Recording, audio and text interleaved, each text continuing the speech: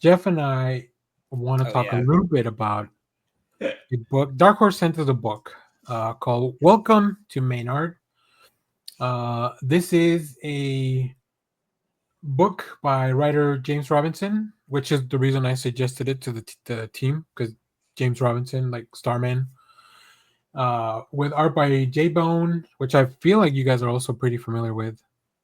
Mhm. Colors by Ian Herring, letters by Jim Campbell. In this book, the Maynard is a hotel unlike any other, a place where every guest, staff member has magic in their veins. It's a hotel for magicians, witches, and otherworldly beings. It's also where Philippa Pip begins her first day as a hotel bellhop. What a job! Yeah. And a trainee house detective. She's immediately sent on the hunt for a magical hotel thief whose daring thefts are part of a much bigger mystery that could turn deadly at any moment. And that's just one of many challenges that she faces in the new magical hotel. So, Jeff, do you want to tell me a little bit about what you thought about this book? I was surprised to when I read the book, then I went back and reread the description. Uh, let me backtrack. The artwork is fantastic. The story is a little confusing compared to the description. Like I don't think I got out of the story that she was a junior detective until I don't like think that's stated yet yeah. because she talks to the detective and she chases, she gives chase, but I don't think that's stated just yet. That's probably just like they had to get Yeah, a that synopsis put together, right?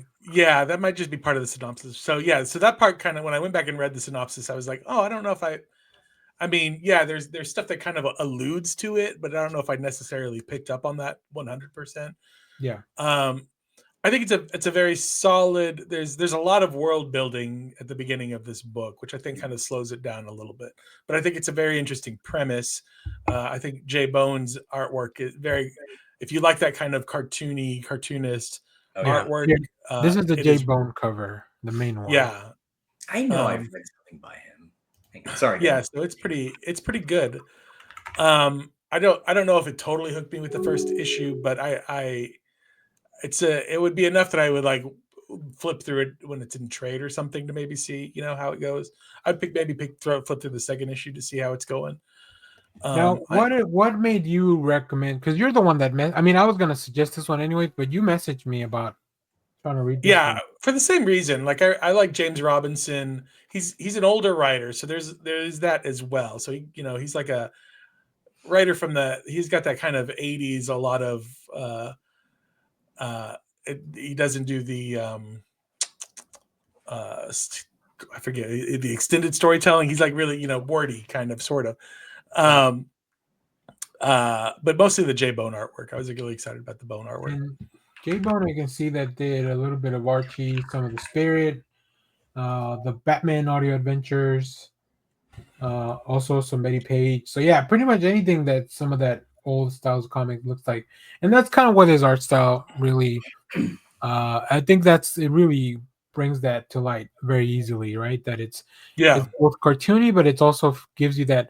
I almost, and this is I'm saying this is a compliment. It reminds me of Darwin Cook a little bit Yeah. Hmm. Yeah. in that style, that same like old school style, and even Chris Samney. We saw a cover by Chris Samney as well. Mhm. It's just that same that whole aura of creators that kind of do give you that old school feeling, but it also feels a little modern.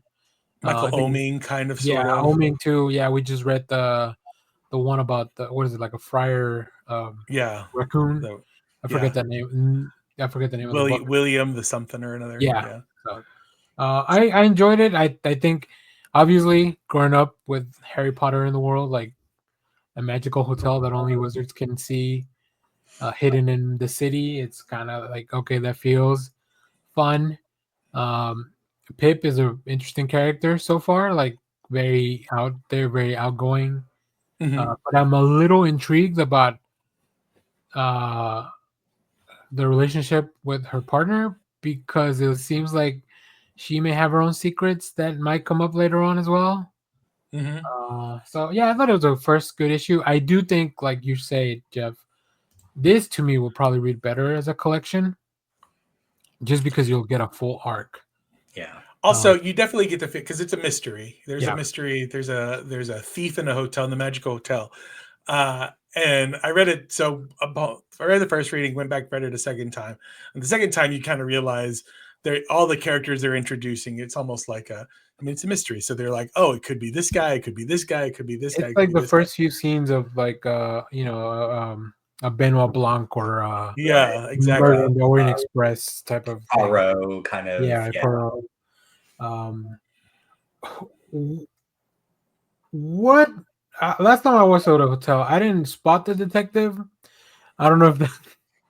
What do you guys think that they did away with the hotel detective? Oh God, I don't know. That's a good question. Yeah, I've never been at a hotel that has an in-house detective. Yeah, that concept seems so funny to me.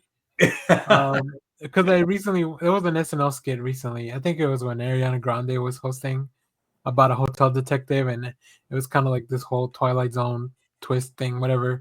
That everyone was a hotel detective catching the other person.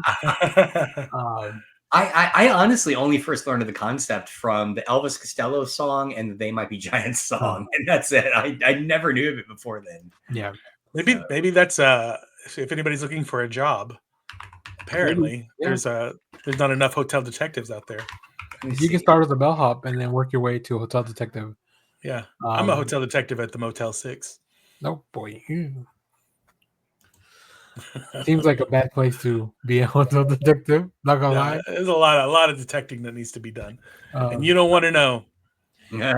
But yeah, overall, thanks Dark Horse for letting us read this. I had like I said, it was fun. It flows by really easily too. Like it just quick read. There's a lot of little details in the art hidden, kind of like a little things that I feel like, because it's all magic. There's a lot of magic based stuff here. Like I feel like the little nods at things that could be popping up later on, or like weird, funny ways to show magic. And the characters that we meet are all really fun, except for the assistant manager at the hotel. He's the only fuddy duddy. But I feel like you need one. So yeah. All right.